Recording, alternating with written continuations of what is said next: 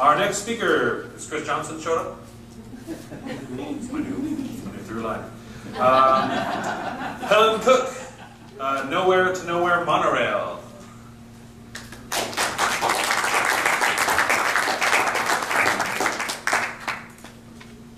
Well, sir, there's nothing on earth like a genuine, bona fide, electrified, 6-car monorail. What did I say? Monorail. What's that? Monorail. That's right, monorail. So, this summer, 30 friends and I are building a monorail as an art project for Burning Man. And I'd like to tell you a little bit about the art and the architecture of it, and give you some ideas about why we decided to build this thing that's going to take a significant amount of energy and investment, and then burn it at the end of the week. So,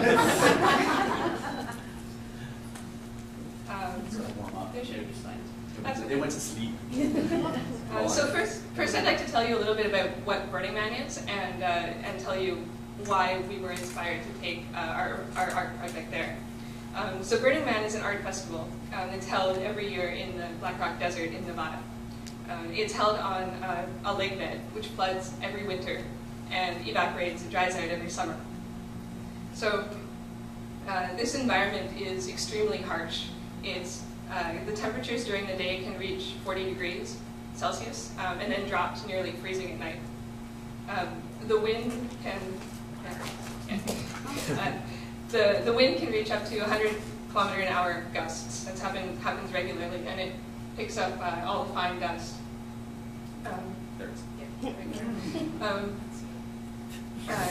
And this dust permeates everything, and it's kind of fantastic.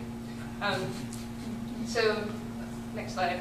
40,000 people come and call this place home for a week. And this is an example of the city. So, to give you a sense of scale, the outer ring here is about a mile in diameter. The monorail that we're building is 500 feet long. And we're doing this basically because Seattle has a monorail. Seattle's monorail goes from the major shopping center in Seattle to the major tourist trap in Seattle. And it goes about 1.2 miles. So Seattle has this monorail, which is kind of a farce of public transit, and so we are creating a farce of that. And the funny thing is that the monorail that we're building is going to actually be bigger in scale and proportionally in Black Rock City than the Seattle monorail is in Seattle. So the thing about Burning Man is that all these people come, and there are no spectators at Burning Man. Everyone is a participant. So everyone brings something of themselves, brings something creative that they've done, or interacts with people when they're there, interacts with the art, or gives a performance. Go to the next slide. And this creates a really participatory culture, which is really dynamic and interesting to engage in.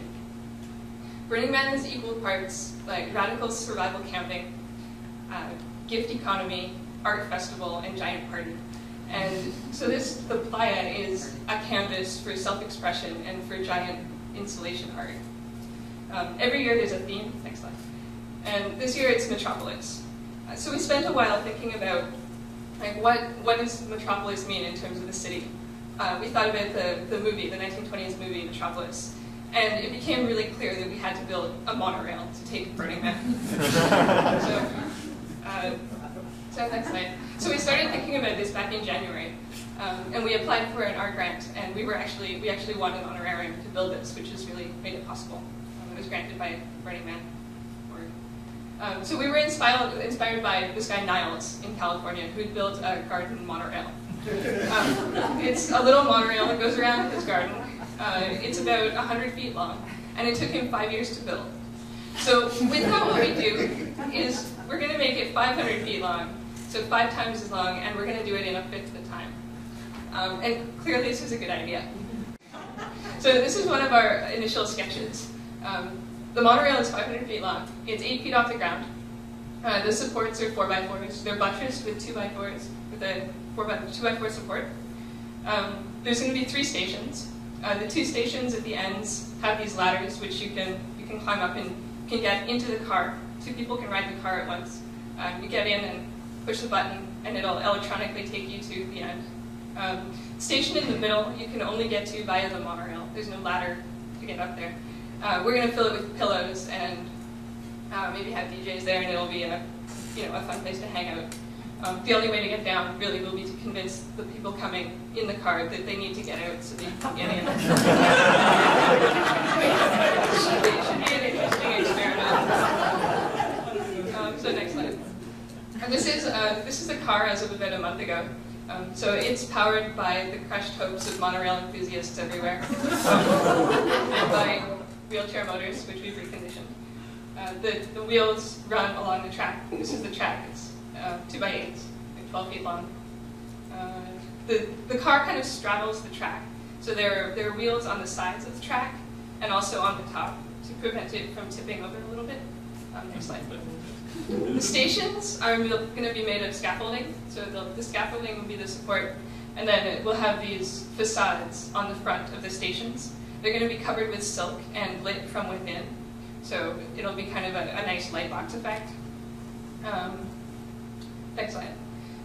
We're going to light it with really super bright LEDs and 42 of these PWM drivers. We're having a soldering party to assemble all of this soon. So the LEDs themselves, they're really bright and they give off a lot of heat. So we also need to enclose all the electronics because the playa is really corrosive and conductive. So if we leave electronics, like or just expose electronics, they're going to short out and they're going to fail. So to solve the heat problem and the enclosure problem for these lights, what we're doing is we're using a cake pan to mount the LED inside, which is going to act like a heat sink, an aluminum cake pan, so it'll be conductive.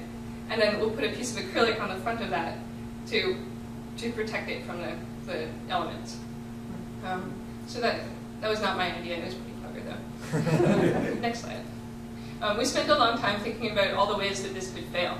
So one of our biggest worries was that the track would just like domino over as soon as some force was applied to it. So we're going to fix that with metal cabling and turnbuckles between all of the supports. So that actually makes it really stable and it'll hold together. Another design decision was to make the car really narrow so that no one would be able to hang off the edge or to sit too close to the edge of the car and apply a large torque to tip the car or break the supports. So this will be safe, convenient ride. Still need to sign a waiver. Yeah. So at night, the monorail is going to be all lit. So the stations are going to glow. There's going to be lighting down the length of the track.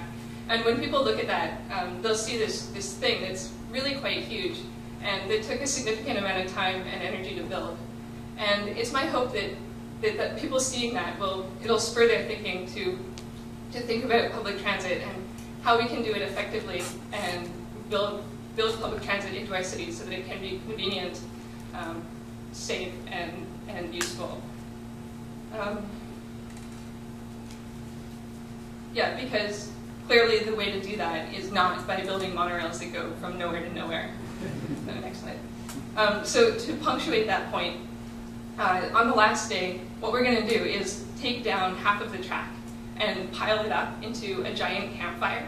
And then we're going to light the car on fire, have it like still on the track that's still assembled, and drag the car down the length of the track and have it launch off the edge and smash into this huge pyre and burn to the ground.